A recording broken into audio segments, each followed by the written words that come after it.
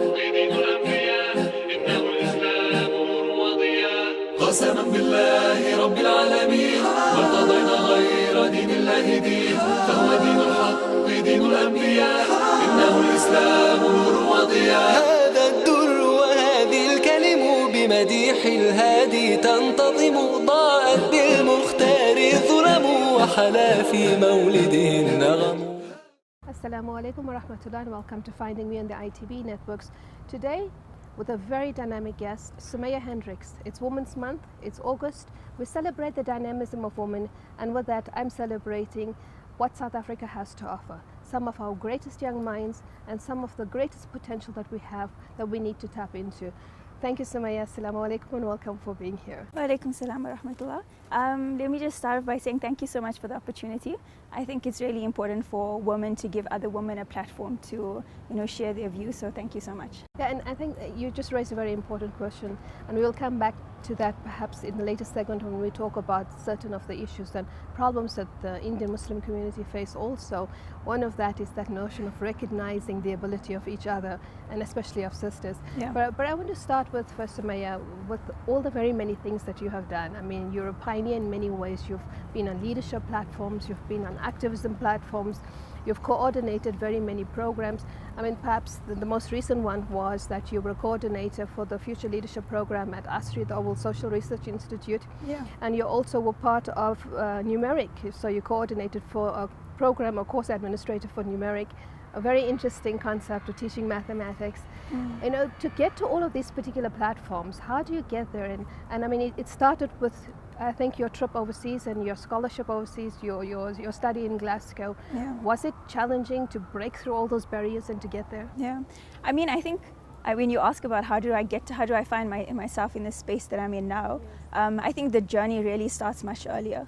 I think for young people, I think a way in which they develop passion and to get to the place that they and to develop careers, it's really about doing lots of different things. So I'd always be involved on a school level and also in a university level in community events. I would tag along with my dad to things that he was organizing and to my parents. So I think in me, I closely associated being a good Muslim with helping people, and so I sought out opportunities to do that.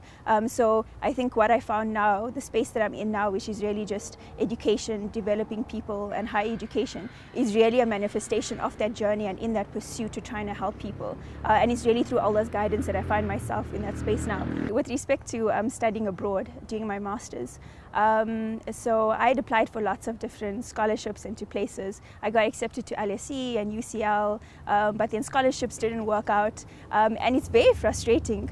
And you begin to doubt yourself. And I think that nose really built me. And what happened was, I have Muhammad Yunus, so he is a Nobel Prize winner. Microfinance? For microfinance, yeah, from Bangladesh. And I have him on Facebook, as do millions of people. And he advertised, he put a post regarding the scholarship and the MSc program in Glasgow, where he's a vice chancellor. I applied, I got the scholarship, and it was really an incredible experience getting on. They paid for my funding, and then I managed to raise living expenses cost. I had a GoFundMe page, and I got from other trusts. It was lots of different things. So there were initiatives that you had to undertake on your own. It just didn't come. Yes, there was effort required. There was lots of effort. So I think people, you can see she graduated first in her class, or she did got this international scholarship, but there was a lot of work. I mean, I emailed every foundation that I could, every trust. So yes, there are people who are very fortunate and maybe they get a Chevening or a Weidenfeld scholarship. But I think I had to go through that journey that really Allah subhanahu wa ta'ala wanted me to, develop and just persevere. It reminds me of the verse in the Quran where Allah subhanahu wa ta'ala speaks of the birth of Maryam alayhi salam, when she's to the tree, and he says, وَخُذِي لَيْكِ بِجِزِ النَّخْلَةِ تُسَاكِتَ لَيْكِ رُتَبًا جَنِيًّا, that she's about to give birth, and Allah says to her, now shake the trunk of the tree. And if you consider that, it is that you're at that most fragile moment, and perhaps the most painful moment, and Allah subhanahu wa ta'ala is telling her that, if you want those dates, shake the trunk of the tree, not the branch, but the trunk. And you know how solid is the trunk of a date tree. But the scholars have interpreted this as make the effort, and Allah subhanahu wa ta'ala will reach out to you. My parents would always tell me, tie your camel, make sure that you do whatever it is. You trust Allah, you pray, but make sure that you do whatever you can to. Yes, and so in a the effort must situation. come in. And so do you find that young people are capable in searching for these things, or that in South Africa in many ways there's this limitation because young people don't know how to access platforms and portals where they can go study overseas? I mean, I know the Qadr Asmal Foundation is also doing a scholarship on a regular basis, but you hardly ever see Indian children or Muslim children, for example, students applying for these kind of scholarships. Yeah, so I actually launched a YouTube channel where I made a video that just gives helpful information about applying to different scholarships. So that's the one thing, just to help people with a social capital deficit. It's easy. I knew people in my circles who were applying abroad, and I had information on that, but it's very difficult when you don't have access to that. And I think the second thing is that I think it's about, how are we raising people in our community? We need to teach them that they can, be more and do more, and a means of doing that and really accelerating one's intellectual abilities and their personal development is really through, I think, studying abroad and that international exposure. Perhaps also not only about studying abroad, but about studying in general. Yeah. Education should be a foundation value in every home, and the inspiration of every child. That what I want to know more, I want to learn.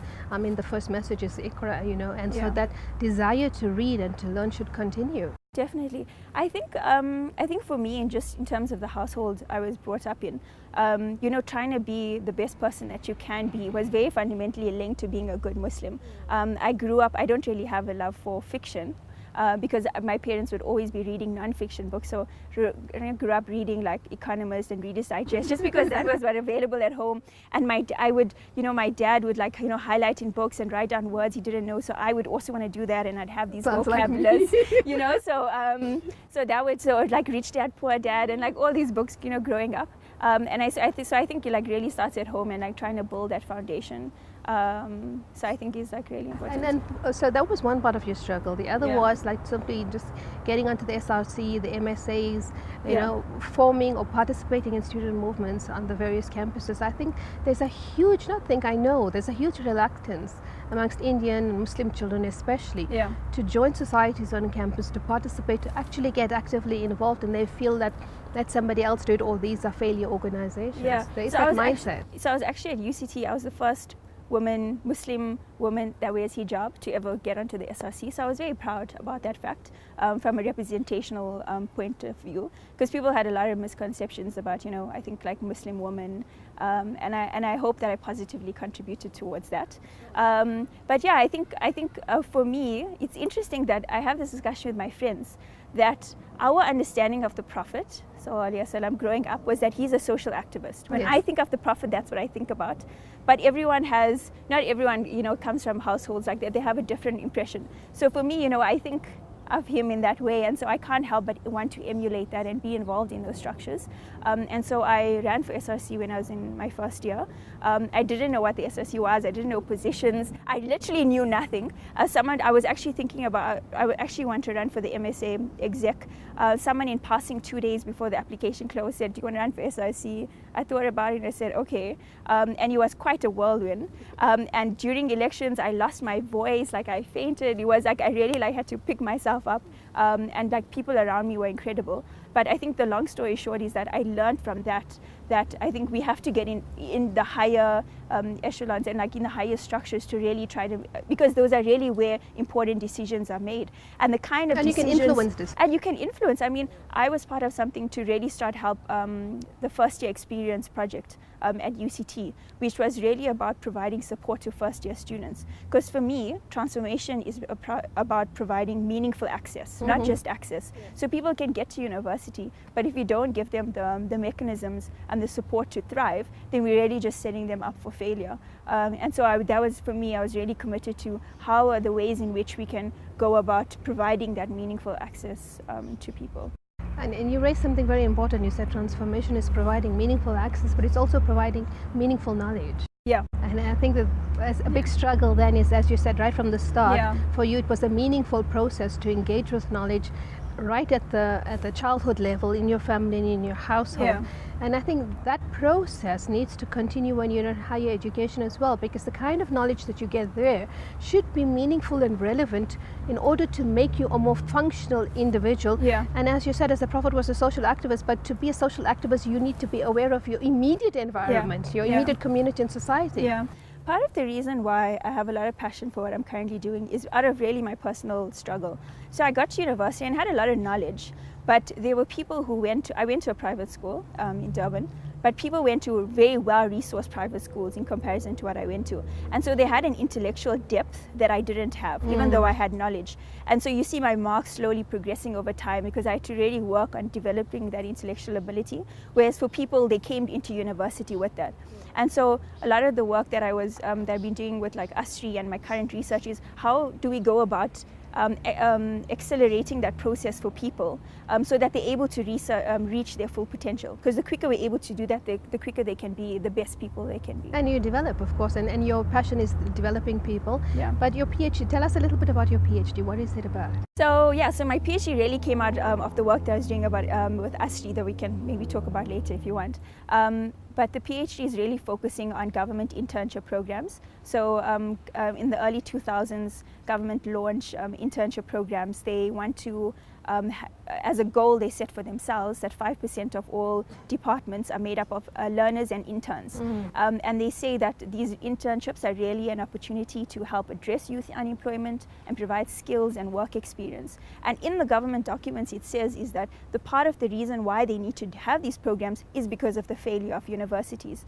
Okay, so I have to stop you there because we're going to a break. Okay. But we'll raise that again. And I'm curious because you said part of what government is saying. So the words that are running into my mind is, does it do what it says? You know, those are questions that we need to talk. Sure. So we'll see you after the break. بمديح الهادي تنتظم ضاءت بالمختار الظلم وحلا في مولده النغم بمديح الهادي تنتظم ضاءت بالمختار الظلم وحلا في مولده النغم. Assalamu alaikum wa rahmatullah and welcome to the second segment of Finding Me today on the ITV networks with my guest Sumaya Hendricks. It's August, it's Women's Month, and we're speaking to beautiful women. So Sumaya, before you went into the break, you were speaking about the government internships, and you said the government document said this and the government document says that. Does the government do what it says in its documents? Yeah. So look, that's really what the point of my PhD journey is going to be about. But I think so. I think the large majority, my large focus will be looking about whether government internships do this. But I think it's also going to look at what are exactly the role of universities and whether universities take it on as a role to develop people for the workplace. Would that consider the curriculum as well? Yes, it would. And the pedagogy, how it's taught, etc. Yeah, definitely. Yeah. Fantastic. Now listen, you also did the leadership program at S03, right? And it's officially, what did you include in that? Well, it's part of your program coordinator. The aim of the program was really to take people who have an interest in changing the world and accelerating their development, giving them the practical skills, intellectual depth, the social capital.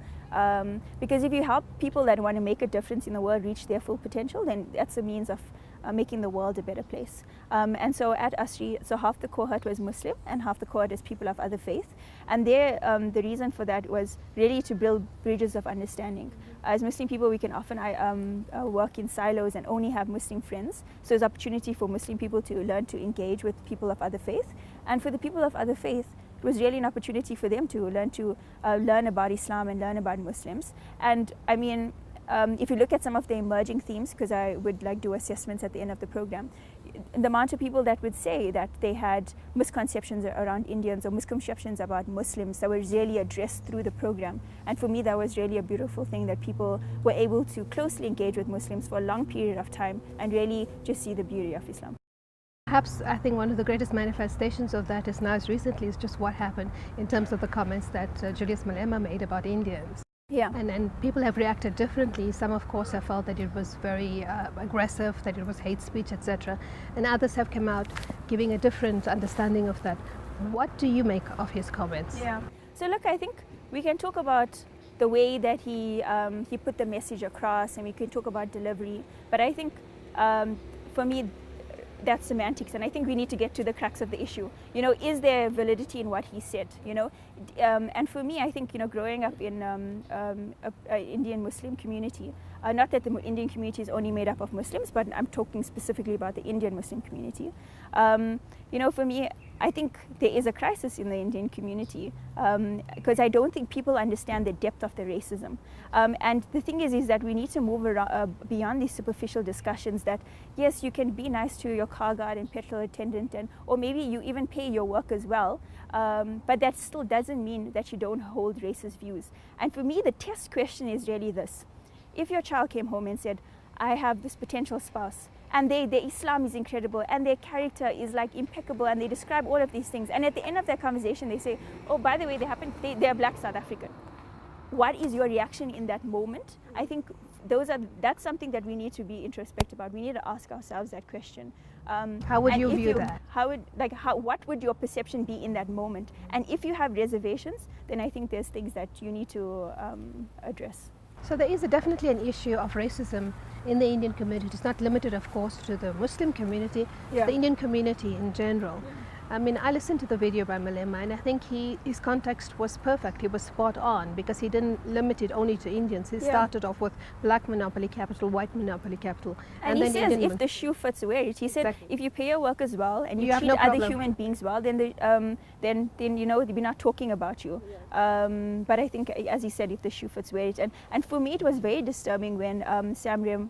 When Advocate Singh from Samrem, Samrem being the organization that wants to lay a charge against Malema for his comments over the weekend, when he says, you know, Malema will have his day in court, and court is a dignified place for civilized people. And I think that, like, you know, there's been so much of dehumanization of black people and black men, and I think his words really just feed into that narrative. Like, just because what a black person is vocal and engaging on key issues doesn't mean, you know, that he's uncivilized. That he's uncivilized, and we don't even realize that, like, the terminology, just because there's been a lot of focus in recent months and years on white South Africans because of tweets and Facebook posts where someone says, you know, derogatory words like racist terminology like monkeys and so forth.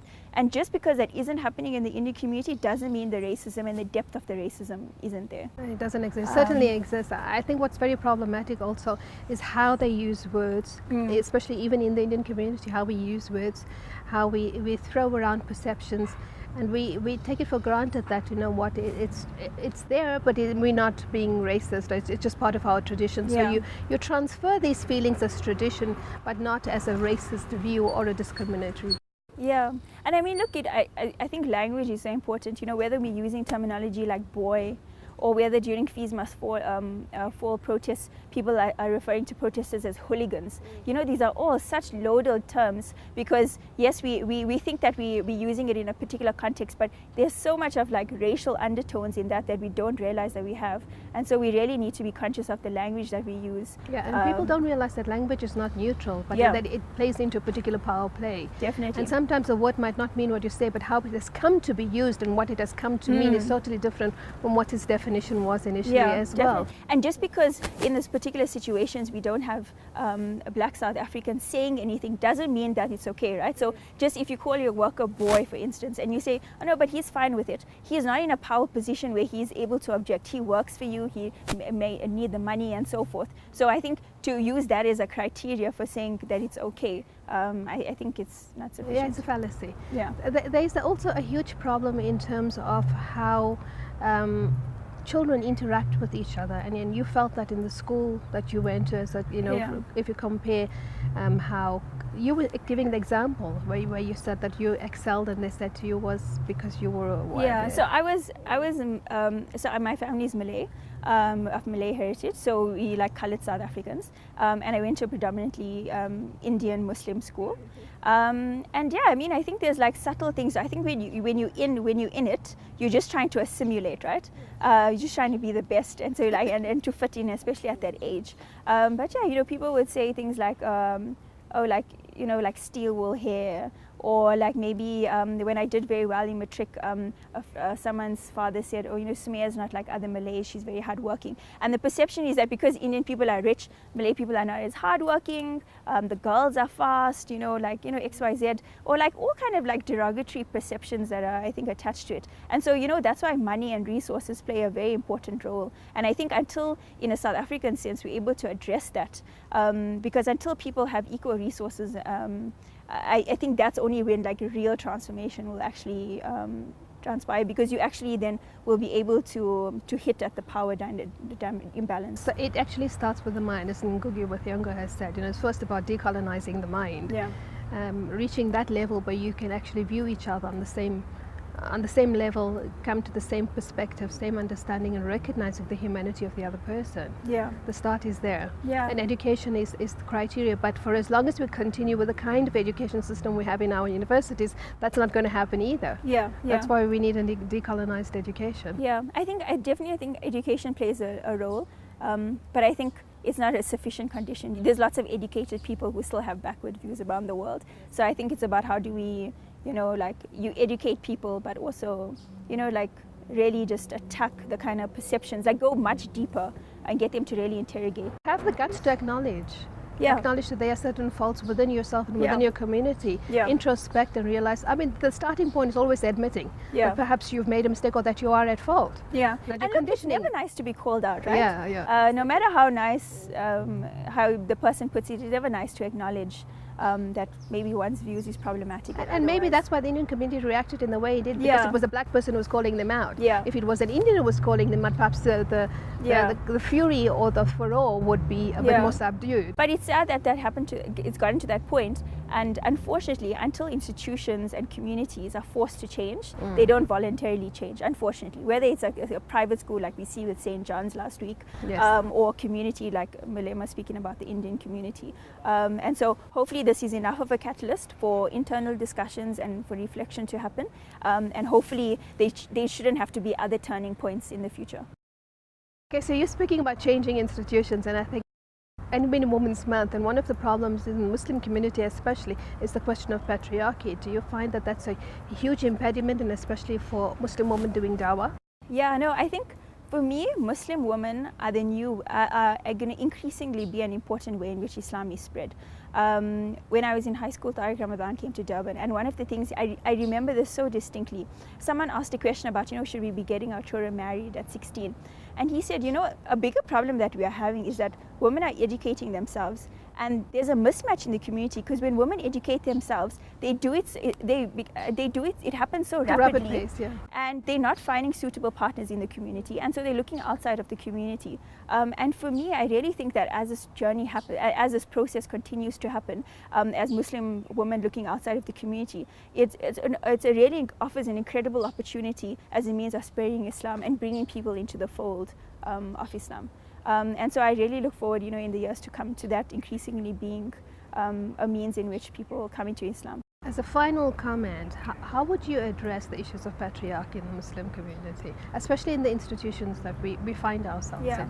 I think the time for waiting for men to, come to their senses has passed. I think it's really about women standing up for themselves, speaking out when it happens, making enough of a noise. And yes, you'll be termed, the angry black woman, the angry whatever, or, people will maybe accuse you of, a plethora of claims. But I think it's really about knowing your worth, knowing that you are capable of what you are capable of, and knowing that, as my father once told me this, he said that, never let anyone take away your God-given dignity. He warned me when I was young. He said, you're going to encounter men who think that women are only good for the bedroom and not the boardroom. And so it's really about, building up enough courage and also helping to support other women. When you're in that space, making sure to bring in other women. And hopefully in the years to come. It just reminded me also of what you said earlier. You said when men, throw a tantrum, then they're being assertive, but when women are being assertive, then they're actually throwing a tantrum. Yeah. It's even when, I was organizing something, and I was interacting with a gentleman and I needed him to do X, Y, Z, and then the comment was stop nagging. No, I was actually being efficient, you know. So you're nagging when you're trying to be efficient. It's all these words that we think are, as you talking about, are neutral, but it's not neutral terms because we don't apply the same words when we're speaking about men. Last comment, we're at the end. What would you like to leave the viewers with? I think for me it's about understanding that being a Muslim is a lot more than, you know, praying, giving zakat and the things that are mandatory to us. And it's really about realizing that as Muslims we have a duty to make a difference to this country and to the world, and not only within our communities, but especially in other communities. And then we need to do more, especially in the Muslim community, to support Black Muslims. There's a lot of, we didn't talk about it, but there's a lot of racism that we, in our communities towards Black Muslims, and that we all need to, you know, make sure that we do our part to contribute towards a better world and see that as fundamentally linked to being a good Muslim. So that's the take-home message for August, for Women's Month. Thank you very much, Sumaya, for sharing your views with us. في أمان الله والسلام عليكم ورحمة الله. ودين الحق دين الأنبياء إنه الإسلام نور وضياء قسما بالله رب العالمين وارتضينا غير دين الله دين فهو دين الحق دين الأنبياء إنه الإسلام نور وضياء هذا الدر وهذه الكلم بمديح الهادي تنتظم